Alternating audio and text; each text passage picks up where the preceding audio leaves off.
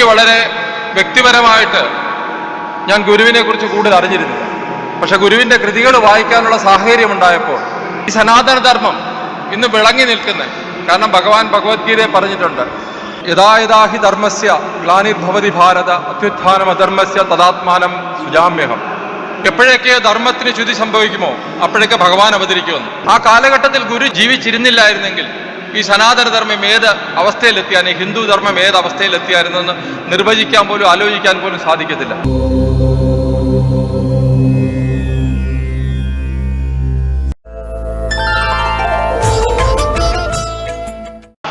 അടുത്തതായി ആശംസ അർപ്പിക്കുന്നു ശ്രീ ബാബു പണിക്കർ, ഡൽഹി. അദ്ദേഹത്തെ ആദരവോടെ ക്ഷണിക്കുന്നു.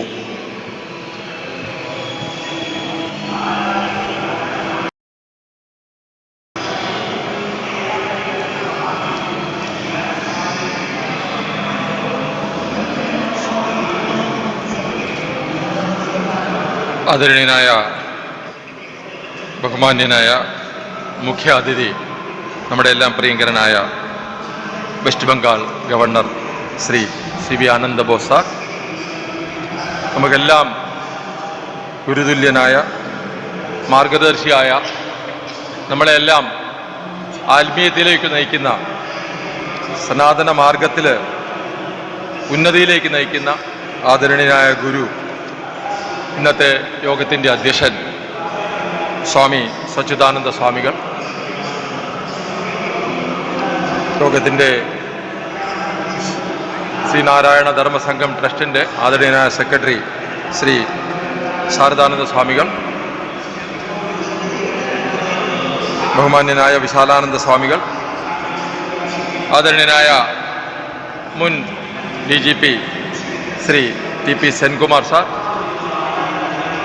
നമ്മുടെ എല്ലാം പ്രിയങ്കരനായ ഇന്നിതിൻ്റെ ഈ നീണ്ടു നിൽക്കുന്ന തീർത്ഥാടന യാത്രയുടെ കൺവീനറായ ആദരണീയനായ ഡോക്ടർ AV അനൂപ് ജി, ആദരണീയനായ ശ്രീ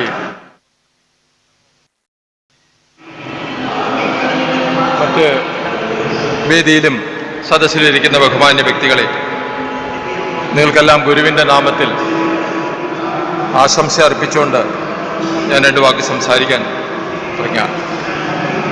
ഗുരുവിനെ അറിയണമെങ്കിൽ നമ്മൾ ഗുരുവിൻ്റെ കൃതികൾ ഹൃദിസ്ഥമായിട്ട് വായിക്കണം, ഗുരുവിൻ്റെ സന്ദേശങ്ങൾ ഉൾക്കൊള്ളണം, ഗുരുവിൻ്റെ കൽപ്പനകൾ ഉൾക്കൊള്ളണം. എങ്ങനെയാണോ ഒരു സമൂഹത്തെ മുന്നോട്ട് നയിക്കാൻ സാധിക്കുക, സങ്കുചിതമായ മനസ്സിൽ നിന്ന് വികാസത്തിലേക്ക് എങ്ങനെയാണ് പരിണാമം ചെയ്യാൻ സാധിക്കുക. എനിക്ക് വളരെ വ്യക്തിപരമായിട്ട് ഞാൻ ഗുരുവിനെ കുറിച്ച് കൂടുതൽ അറിഞ്ഞിരുന്നില്ല. പക്ഷെ ഗുരുവിൻ്റെ കൃതികൾ വായിക്കാനുള്ള സാഹചര്യം ഉണ്ടായപ്പോൾ, വായിച്ചപ്പോൾ, ആ കാലഘട്ടത്തിൽ ഗുരു ജീവിച്ചിരുന്ന കാലഘട്ടത്തിൽ വിവേകാനന്ദ സ്വാമികൾ കേരളം ഭ്രാന്താലയം എന്ന് പറഞ്ഞ കാലഘട്ടത്തിൻ്റെ മാറ്റിയെടുക്കാനായിട്ട് ഇന്ന് നമ്മൾ കേരളീയർ വളരെ അഭിമാനത്തോടെ നവോത്ഥാനം എന്ന് പറയുന്നുണ്ട്. നവോത്ഥാന മാർഗം, കേരളം ഏറ്റവും പുരോഗതി പ്രാപിച്ച നവോത്ഥാന മാർഗത്തിലൂടെ സഞ്ചരിക്കുന്ന ഒരു സംസ്ഥാനമാണെന്ന് പറയുന്നുണ്ട്, ഒരു ജനതയാണെന്ന് പറയുന്നുണ്ട്. അതിൻ്റെ ഏറ്റവും നിദാനമായിട്ടുള്ള, എങ്ങനെയാണോ ആ വഴിയിൽ സഞ്ചരിക്കാൻ പ്രേരിപ്പിച്ചത്, ആ വഴി കാണിച്ചു തന്നെ, ആ വഴിയിൽ നമ്മളെ നയിച്ച, അതിൻ്റെ തുടക്കം കുറിച്ച ഗുരുവിനെ മറന്നുകൊണ്ട് നമുക്കൊരു നവോത്ഥാനവും നമുക്ക് മുന്നോട്ട് കൊണ്ടുപോകാൻ സാധിക്കത്തില്ല. ഇന്ന് ഈ സനാതനധർമ്മം ഇന്ന് വിളങ്ങി നിൽക്കുന്നത്, കാരണം ഭഗവാൻ ഭഗവത്ഗീതയെ പറഞ്ഞിട്ടുണ്ട്, നമ്മൾ യഥാ യഥാ ഹി ധർമ്മസ്യ ഗ്ലാനിർഭവതി ഭാരത അത്യുത്ഥാനം അധർമ്മസ്യ തദാത്മാനം സുജാമ്യഹം. എപ്പോഴൊക്കെ ധർമ്മത്തിന് ച്യുതി സംഭവിക്കുമോ അപ്പോഴൊക്കെ ഭഗവാൻ അവതരിക്കുമെന്ന്.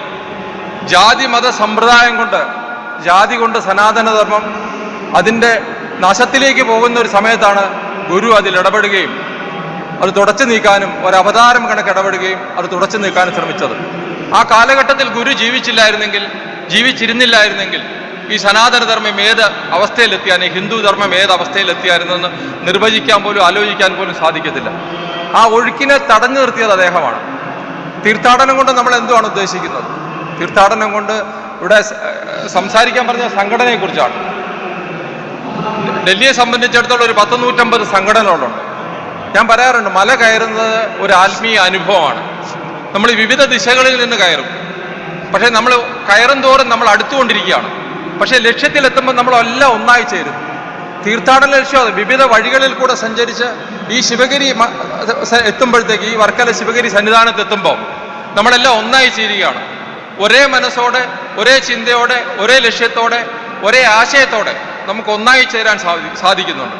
അത് ഏത് ലക്ഷ്യത്തിലാണോ നമ്മൾ പ്രയാണം ചെയ്യുന്നത്, ആ ലക്ഷ്യത്തിലേക്ക് എത്തിച്ചേരാനായിട്ടൊരു മാർഗമാണ് നമ്മുടെ ആത്മീയമായിട്ടും ആരോഗ്യപരമായിട്ടും മാനസികപരമായിട്ടും ശാരീരികപരമായിട്ടും നമ്മളെ ഉയർച്ചയിലേക്ക് നയിക്കാനുള്ളൊരു വഴികാട്ടിയാണ് ഈ യാത്ര.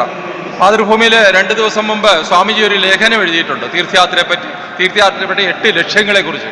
അതിൽ വളരെ വിശദമായിട്ട് തീർത്ഥയാത്രയുടെ ലക്ഷ്യങ്ങളും ഗുരു 1928 നിശ്ചയിച്ച് നടപ്പാക്കി തുടങ്ങിയ ആ ആശയം കൊടുത്ത ആ കാര്യങ്ങളെക്കുറിച്ചും 8 ലക്ഷ്യങ്ങളെക്കുറിച്ചും വളരെ വ്യക്തമായിട്ട് പറയുന്നുണ്ട്. വിദ്യാഭ്യാസം, കച്ചവടം, തൊഴിൽ, ശാസ്ത്ര സാമൂഹിക സാങ്കേതിക രംഗത്തെ പുരോഗതി, കൈത്തറി വ്യവസായം, ഇങ്ങനെയുള്ള ശുചിത്വം, ഇങ്ങനെയുള്ള 8 കാര്യങ്ങളെക്കുറിച്ച് ഗുരു സൂചിപ്പിക്കുകയുണ്ടായി. അതിലൊരു കാര്യമാണ് സംഘടന. സംഘടിച്ച് ശക്തരാകൂ, വിദ്യ കൊണ്ട് പ്രബുദ്ധരാകൂ, സംഘടിച്ച് ശക്തരാകൂ, വ്യവസായം കൊണ്ട് അഭിവൃദ്ധരാകൂ. മനുഷ്യന് വേണ്ടിയിട്ട് ഏതെല്ലാം രീതിയിലുള്ള ഉപദേശങ്ങളാണ് ഗുരു, കാരണം ഉപനിഷത്തുകളും വേദങ്ങളും ഇതിഹാസങ്ങളും പുരാണങ്ങളും എല്ലാം കൂടെ ചേർത്ത് അരച്ചു കൊലക്കി ഒരു ചെറിയ ഡോസായിട്ട് നമുക്ക് തന്നിരിക്കുകയാണ്. നിങ്ങൾ അനുഭവിക്കൂ, നിങ്ങൾ അറിയൂ ഇതിനെപ്പറ്റി. നിങ്ങൾ അറിവ് നേടിക്കൊണ്ട് നിങ്ങൾ സമൂഹത്തിന് വേണ്ടിയിട്ട് എന്ത് ചെയ്യാൻ സാധിക്കും, ഏത് രീതിയിൽ സമൂഹത്തിനെ കൈപിടിച്ചുയർത്താൻ സാധിക്കും. ഇന്നത്തെ സാഹചര്യത്തിൽ, സംഘർഷഭരിതമായ സാഹചര്യത്തിൽ, ഈ കാലഘട്ടത്തിൽ ഗുരുവിൻ്റെ സന്ദേശങ്ങൾ ഉൾക്കൊണ്ട് മുന്നോട്ട് പോകേണ്ട നമ്മുടെ ഓരോരുത്തരുടെയും കടമയാണ് ഈ സമൂഹത്തെ മുന്നോട്ട് കൊണ്ടുപോകണമെങ്കിൽ. ഇത് ശിവഗിരി മഠം ചെയ്യുന്നത് ഏറ്റവും വലിയ സ്തുത്യർഹമായ കാര്യമാണ്. ജൂൺ 24-ന് നേരത്തെ സൂചിപ്പിച്ച കണക്ക് ഡൽഹിയിൽ ആദരണീയനായ പ്രധാനമന്ത്രി ഗാന്ധിജിയും ഗുരുവായിട്ടുള്ള 100ാമത്തെ വർഷത്തെ കൂടിക്കാഴ്ചയുടെ അനുസ്മരണം അവിടെ നടത്തുകയുണ്ടായി. അന്ന് പ്രധാനമന്ത്രി എത്ര ആദരവോടെയാണ് ഗുരുവിനെ പറ്റി സംസാരിച്ചത്. ശിവഗിരി മഠത്തിൻ്റെ ഈ സമൂഹത്തിൽ ചെയ്യുന്ന സംഭാവനകളെക്കുറിച്ച് എത്ര മഹത്തരമായിട്ടാണ് അദ്ദേഹം സംസാരിച്ചത്. ഈ ഒരു പ്രസ്ഥാനത്തോടും ഈ ഒരു കാര്യത്തോടും എന്ത് രീതിയിലാണ് പ്രധാനമന്ത്രി സമീപിച്ചതെന്ന് അദ്ദേഹത്തിൻ്റെ 40 മിനിറ്റ് നേരത്തെ പ്രസംഗത്തിൽ നമ്മളെല്ലാവരും ഒരു നിമിഷം പോലും കണ്ണ് ചിമ്മാതെ അത് കേട്ടുകൊണ്ട് ശ്രമിച്ചുകൊണ്ടിരുന്നു. ആ രീതിയിലായിരുന്നു അദ്ദേഹത്തിൻ്റെ തുടക്കം. ഗുരുവിൻ്റെ പ്രഭാഷണമായിരുന്നു, സച്ചിദാനന്ദ സ്വാമിയായിരുന്നു തുടക്കം കുറിച്ചിരുന്നത്. പക്ഷേ ഏത് രീതിയിലാണ് സനാതനധർമ്മ ഈ ശിവഗിരി മഠത്തിൻ്റെ ഗുരുവിൻ്റെ സന്ദേശങ്ങളെ നമ്മുടെ പ്രധാനമന്ത്രി ഉൾക്കൊള്ളുക. ഭാരതത്തിൻ്റെ ആത്മീയ ചൈതന്യമാണ് ഗുരു എന്നാണ് പ്രധാനമന്ത്രി പറഞ്ഞു വെച്ചത്. അല്ല, ആ രീതിയിലുള്ള ഒരു ചൈതന്യം നമുക്ക് കേരളത്തിൽ നിൽക്കുന്നു.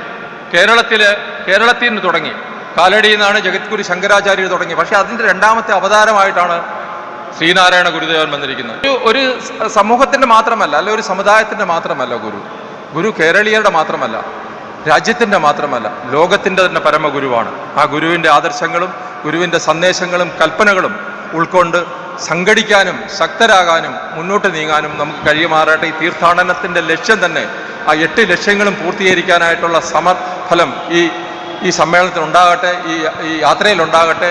നിങ്ങൾക്കെല്ലാവർക്കും ശോഭനമായ ഭാവിയും വളരെ നല്ല രീതിയിൽ ഉയർന്നു വരാനായിട്ടും വ്യാവസായികമായിട്ടും 1905 ഗുരു കൊല്ലത്ത് സംഘടിപ്പിച്ചതാണ് കാർഷിക വ്യവസായ പ്രദർശനം. എന്നിട്ട് അന്നേ ഗുരു കണ്ടിരുന്നു ഏത് രീതിയിലാണ് ഒരു മനുഷ്യനെ മുന്നേറാനായിട്ട് നമുക്ക് സഹായിക്കാൻ സാധിക്കുന്നത്, എങ്ങനെ മുന്നേറാൻ സാധിക്കുമെന്ന് ഗുരു മുൻകൂട്ടി തന്നെ കണ്ടിരുന്നു. തീർച്ചയായിട്ടും നിങ്ങളെല്ലാം ആ വഴിയിൽ കൂടെ സഞ്ചരിച്ച് നമുക്കെല്ലാവർക്കും കൂടെ ഒരുമിച്ച് ഈ മാനവികതയ്ക്ക് വേണ്ടിയിട്ട് പ്രവർത്തിക്കാം, ഈ മനുഷ്യ മനസ്സിനെ ഉയർത്താൻ വേണ്ടിയിട്ട് പ്രവർത്തിക്കാം, അതിന് ഒന്നിച്ചൊരുമിച്ച് നിൽക്കാം. നിങ്ങൾക്ക് എല്ലാവർക്കും ഒരിക്കൽ കൂടി എല്ലാവിധ ആശംസകളും നേർന്നുകൊണ്ട് നിർത്തുന്നു. നന്ദി. ജയ് ഹിന്ദ്.